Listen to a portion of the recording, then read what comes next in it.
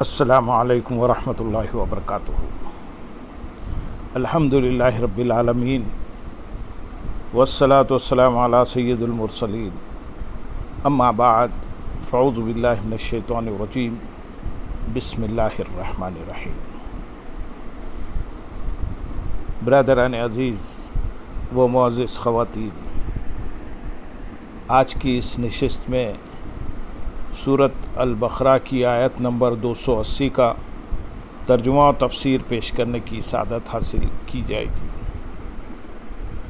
وَإِن كَانَ ذُو عُسْرَةٍ فَنَظِرَةٌ إِلَى مَيْسَرَةٍ وَأَن تَصَدَّقُوا خَيْرٌ لَكُمْ إِن كُنتُمْ تَعْلَمُونَ۔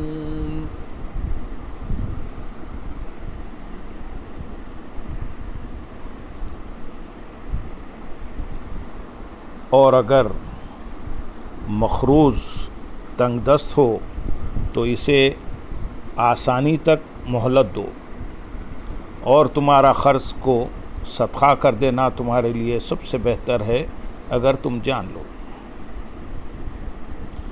یعنی تمہارے قرض داروں میں سے اگر کوئی تنگ دستی کی وجہ سے تمہارا قرض ادا نہ کر سکے تو اسے تنگ دستی دور ہونے تک مہلت دو، اور تمہارا تنگ دست پر اپنا قرض صدقہ کر دینا یعنی معاف کر دینا تمہارے لیے سب سے بہتر ہے اگر تم یہ بات جان لو، کیونکہ اس طرح کرنے سے دنیا میں لوگ تمہاری اچھی تعریف کریں گے اور آخرت میں تمہیں عظیم ثواب ملے گا۔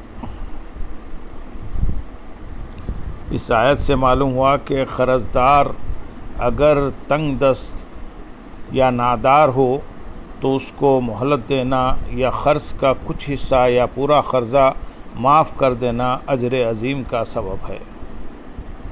احادیث میں بھی اس کے بہت فضائل بیان ہوئے ہیں، چنانچہ اس کے چند فضائل یہاں بیان کیے جائیں گے۔ حدیث نمبر 1، حضرت ابو قتادہ رضی اللہ تعالیٰ عنہ فرماتے ہیں، رسول اللہ صلی اللہ علیہ وسلم نے ارشاد فرمایا، جو شخص یہ چاہتا ہو کہ اللہ تعالیٰ اس کو قیامت کے دن کی تکلیفوں سے نجات دے، وہ کسی مفلس کو مہلت دے یا اس کا قرض معاف کر دے۔ دوسری حدیث حضرت ابو ہریرہ رضی اللہ تعالیٰ عنہ سے روایت ہے، نبی اکرم صلی اللہ علیہ وسلم نے ارشاد فرمایا، جس نے تنگ دست کو مہلت دی یا اس کا قرض معاف کر دیا، اللہ تعالیٰ قیامت کے دن اسے عرش کے سائے میں رکھے گا، جبکہ اس کے سوا کوئی سایہ نہ ہوگا۔ تیسری حدیث حضرت جابر بن عبداللہ رضی اللہ تعالیٰ عنہ سے روایت ہے، حضور اقدس صلی اللہ علیہ وسلم نے ارشاد فرمایا، اللہ تعالیٰ اس شخص پر رحم کرے جو بیچنے اور خریدنے اور تقاضا کرنے میں آسانی کرے۔ چوتھی حدیث حضرت حذیفہ رضی اللہ تعالیٰ عنہ فرماتے ہیں، حضور اکرم صلی اللہ علیہ وسلم نے ارشاد فرمایا، گزشتہ زمانے میں ایک شخص کی روح قبض کرنے جب فرشتہ آیا تو مرنے والے سے سوال کیا کہ کیا تجھے اپنا کوئی اچھا کام یاد ہے؟ اس نے کہا، میرے علم میں کوئی اچھا کام نہیں ہے۔ اس سے کہا گیا، غور کر کے بتا۔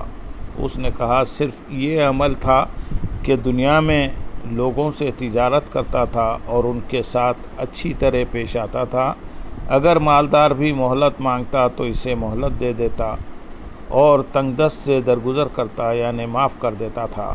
اللہ تعالیٰ نے فرشتے سے فرمایا، تم اس سے درگزر کرو۔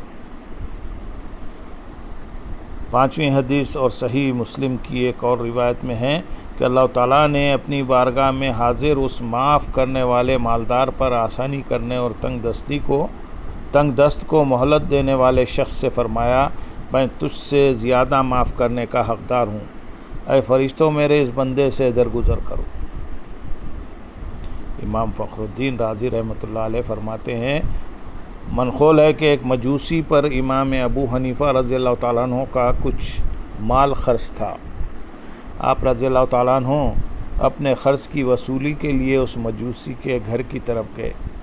جب اس کے گھر کے دروازے پر پہنچے تو اتفاق سے آپ رضی اللہ تعالیٰ عنہ کے جوتے پر نجاست لگ گئی۔ آپ رضی اللہ تعالیٰ عنہ نے نجاست چھڑانے کی غرض سے اپنے جوتے کو جھاڑا تو آپ رضی اللہ تعالیٰ عنہ کے اس عمل کی وجہ سے کچھ نجاست اڑ کر مجوسی کی دیوار کو لگ گئی۔ یہ دیکھ کر آپ پریشان ہو گئے اور فرمایا کہ اگر میں نجاست کو ایسے ہی رہنے دوں تو اس سے اس مجوسی کی دیوار خراب ہو رہی ہے، اور اگر میں اسے صاف کرتا ہوں تو دیوار کی مٹی بھی اکھڑے گی۔ اسی پریشانی کے عالم میں آپ رضی اللہ تعالیٰ عنہ نے دروازہ بجایا تو ایک لونڈی باہر نکلی۔ آپ رضی اللہ تعالیٰ عنہ نے اس سے فرمایا، اے مالک، اپنے مالک سے کہو کہ ابو حنیفہ دروازے پر موجود ہے۔ وہ مجوسی آپ رضی اللہ تعالیٰ عنہ کے پاس آیا اور اس نے یہ گمان کیا کہ آپ اپنے قرض کا مطالبہ کریں گے، اس لیے اس نے آتے ہی ٹال مٹول کرنا شروع کر دی۔ امام ابو حنیفہ رضی اللہ تعالیٰ عنہ نے اس سے فرمایا، مجھے یہاں تو قرض سے بھی بڑا معاملہ درپیش ہے۔ پھر آپ رضی اللہ تعالیٰ عنہ نے دیوار پر نجاست لگنے والا واقعہ بتایا اور پوچھا کہ اب دیوار صاف کرنے کی کیا صورت ہے؟ یہ سن کر اس مجوسی نے عرض کی، میں دیوار کی صفائی کرنے کی ابتدا اپنے آپ کو پاک کرنے سے کرتا ہوں، اور اس مجوسی نے اسی وقت اسلام قبول کر لیا۔ اللہم صلی علی سیدنا محمد وعلی آل سیدنا محمد مبارک وسلم۔ حضرت علی المرتضیٰ کرم اللہ وجہ الکریم سے روایت ہے کہ آپ کے پاس ایک مکاتب غلام آیا اور عرض کی، میں اپنی کتابت کا مال ادا کرنے سے عاجز آ گیا ہوں۔ اپنی کتابت کا مال ادا کرنے سے عاجز آ گیا ہوں، میری کچھ مدد فرمائیے۔ آپ کرم اللہ وجہ الکریم نے فرمایا کہ کیا میں تجھے وہ کلمے نہ سکھا دوں جو مجھے رسول اللہ صلی اللہ علیہ وسلم نے سکھائے تھے، اور ان کلمات کی برکت یہ ہے کہ اگر تجھ پر پہاڑ برابر بھی قرض ہو تو اللہ تعالیٰ تجھ سے ادا کرا دے گا۔ تم یہ پڑھا کرو، اللہم اکفنی بحلالک عن حرامک واغننی بفضلک عمن سواک، یعنی اے اللہ مجھے اپنے حلال کے ذریعے اپنے حرام سے تو کافی ہو جا، اور مجھے اپنی مہربانی سے اپنے سوا سے بے پرواہ کر دے۔ اللہم صلی علی سیدنا محمد وعلی آل سیدنا محمد مبارک وسلم۔